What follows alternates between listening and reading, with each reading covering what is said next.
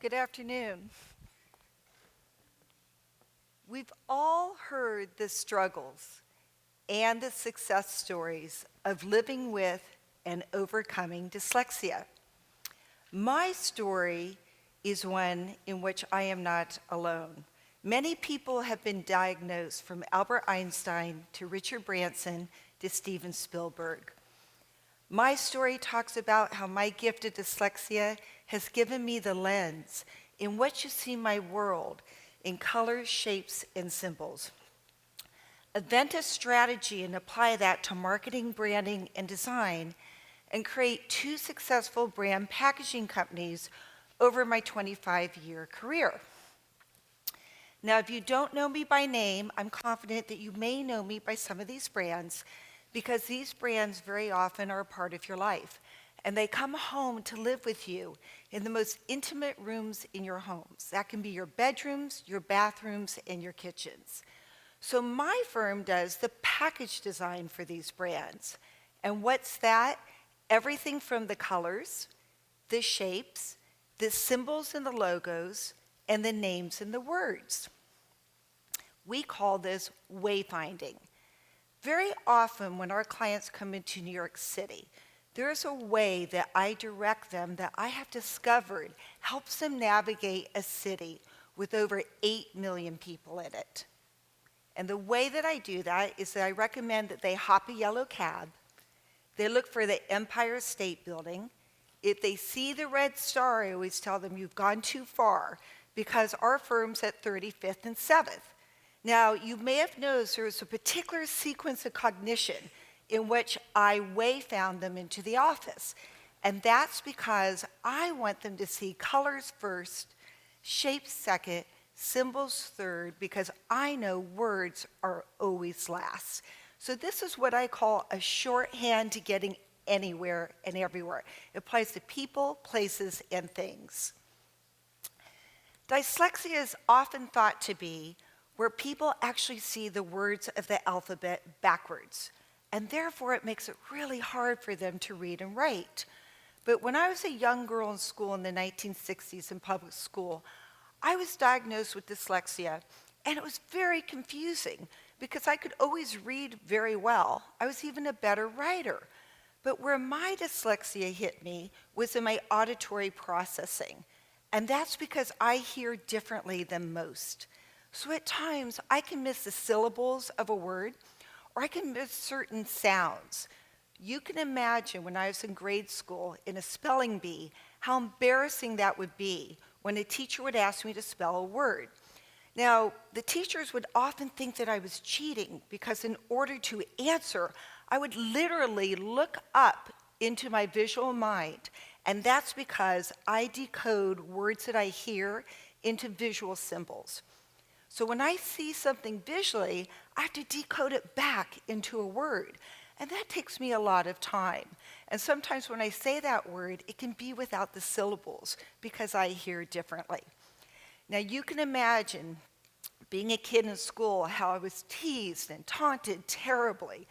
And this childhood cruelty has actually followed me into my adult life today, where every now and then people will tease me terribly or make fun of me for the way that I pronounce words, or when I get excited, perhaps the last word on a sentence comes first.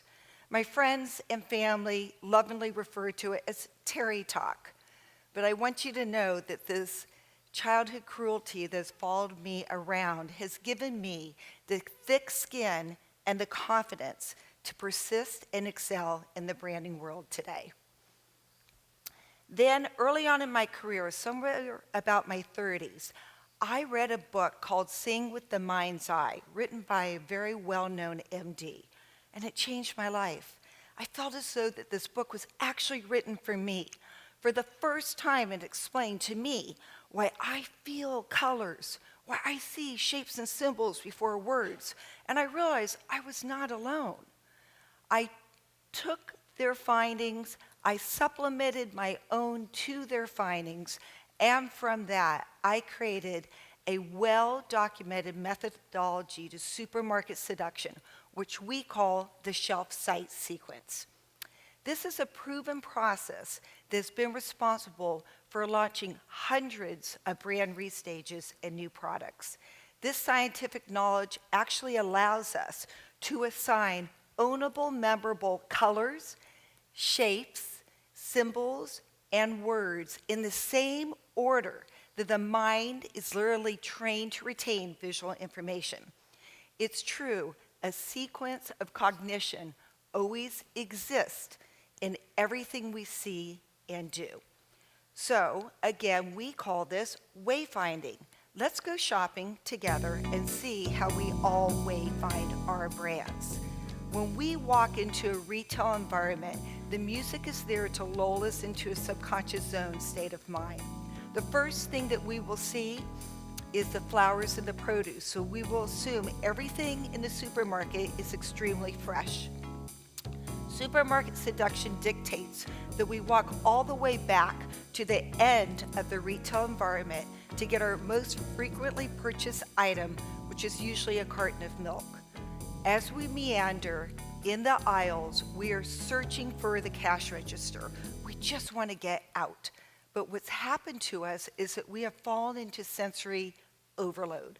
Our emotions have literally become hijacked because our senses can no longer navigate the way that we're used to doing. As a result of this, we could no longer taste the food, we can't feel the softness of the tissue, we can't hear the crunch of the potato chips, we can't actually smell the cough syrup to see what the cherry smells like. And what happens to us is our blink pattern actually slows down from 24 beats a minute down to 14. Now, this isn't necessarily bad. Just because we're seeing less doesn't mean that we're not feeling more, and we are feeling more. We're feeling with our associative emotional radar, which is often referred to as our intuitive sixth sense. As a result of this additional sense, we will impulsively select brands 24 times quicker based on an emotional response than a rational decision. And how long do we spend? Only 5 seconds deciding what milk we're going to buy from another. 5 seconds per category.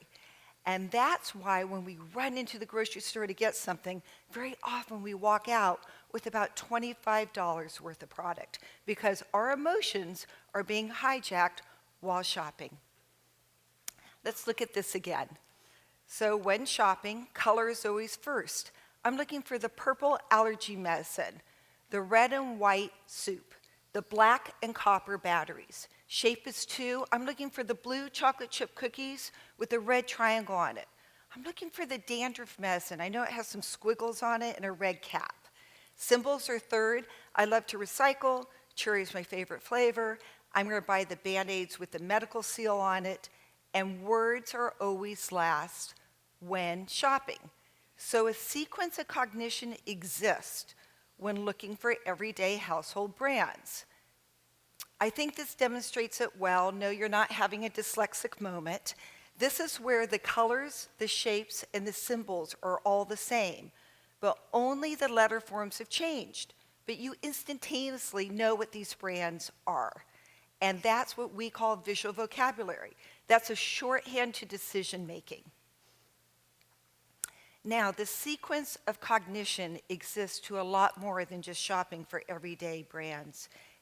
It takes place in everything that we do. People, places, things. A sequence of cognition helps us find things, and as people, it helps us to be found too.